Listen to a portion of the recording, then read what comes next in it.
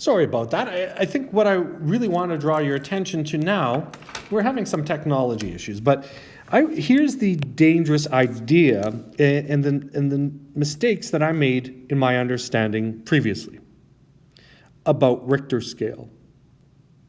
Now, Richter scale here, m is equal to log 10 a over some a naught, that is some given value.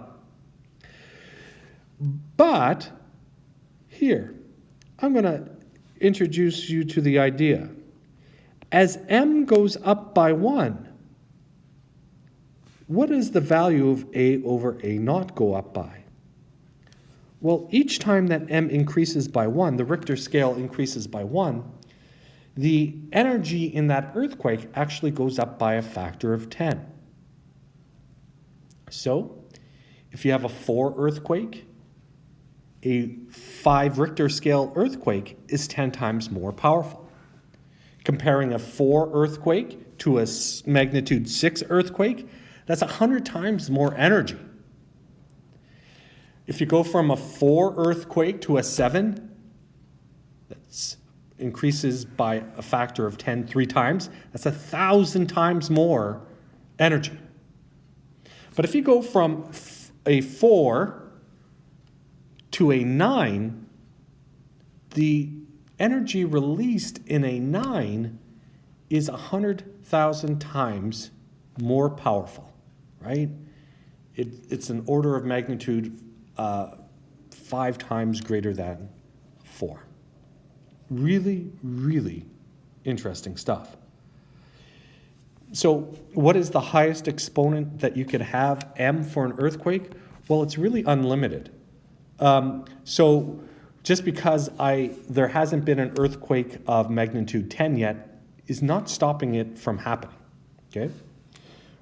All right, everybody's favorite topic, chemistry. We're going to talk about pH scale, and I promise this is the last one. pH. Chemist, Mr. Best, define the acidity I'm going to say that word, the acidity of a substance using the pH scale. pH is defined as pH is equal to negative log of the concentration of the hydrogen ions. So one thing I want you to do here, we're going to treat the concentration as a variable, and we're going to treat pH as a variable. I know pH is 2 letters, and in math we generally treat letters independently, but pH is one thing, and the concentration of hydrogen ion is another. So what I'm going to do is I am going to have fun with pH. And really, I'm not a chemist, I'm a math teacher. Let's see if I can figure this out. A substance of a pH value of 4.3. Calculate the concentration of the hydrogen ion. By the way, that's a new word that Mr. Best taught me today. Here, I think it might be helpful, right? So I'm just going to say that if I ever have log base B, and my argument is going to be C, and that is equal to A. Sorry, let me rewrite that. That was terrible. So log base B of C is equal to A. I can change this logarithmic form into the exponential. B is equal to B to the power of A is equal to C. That is, my argument is C, my base is B, and my exponent is A. Allow me to jump back to this. pH is equal to negative log the concentration of hydrogen ion. So really, pH is equal to the negative log of H plus. Now, there's many ways to look at this. So really, I'm just going to start playing around. What I can do to both sides is I'm going to multiply both sides by -1. So negative pH is equal to the log of the concentration of hydrogen ion. Also, I should note that the log is always base 10, right? When it's not explicitly given, I have to assume that it's base 10. Fair enough.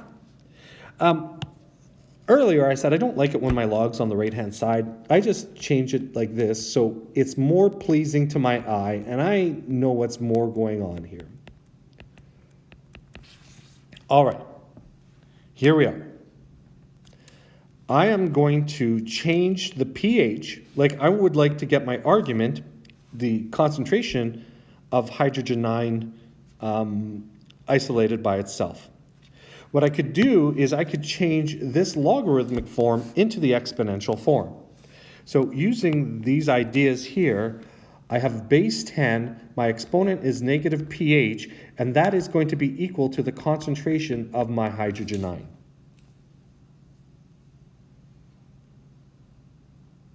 So right now we can reach out and grab our calculator if you wish.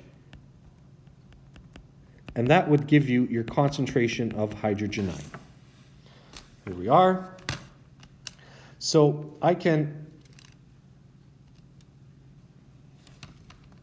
10 to the power of negative 10 to the power of negative 4.3 would give me the concentration of hydrogen 9 is going to be 5.01 times 10 to the negative 5, whatever that means. So this is really, really valuable. Logarithms are really, really powerful dealing with extremely small items. Or, on the other hand, dealing with extraordinarily large items. So the concentration is very small. But an earthquake, the energy released by an earthquake is extremely large. So how do you deal with these in an effective way for comparison? Logarithms. If you will allow me just a little bit more fun, because I know you love chemistry, I'm going to pick it up here. And I'm just having fun. The concentration of hydrogen is going to be equal to, I'm going to manipulate the left-hand side, right? So I know that it is equal to, a negative exponent really means the reciprocal. So the concentration of hydrogen 9 is going to be equal to the 1 over 10 to the exponent of the pH. So what does that mean? It means when the pH is low, like 1. It really means that the concentration of hydrogen 9 is going to be quite high. So it's going to be fairly acidic. When the pH value is quite high,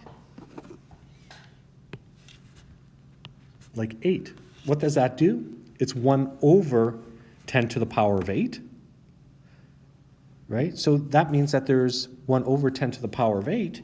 The denominator gets much larger. So that means that the concentration of hydrogen 9 is actually much lower. And if you make the pH like 100, ridiculous. Anyways, what does that mean? It means that your denominator gets extraordinarily large. 1 divided by an extraordinarily large number, the concentration will be quite small. Very small indeed. And by the way, there is, as I learned from Mr. Best today, there is absolutely no limits to the pH that I know of. Anyways, it's been a rough ride.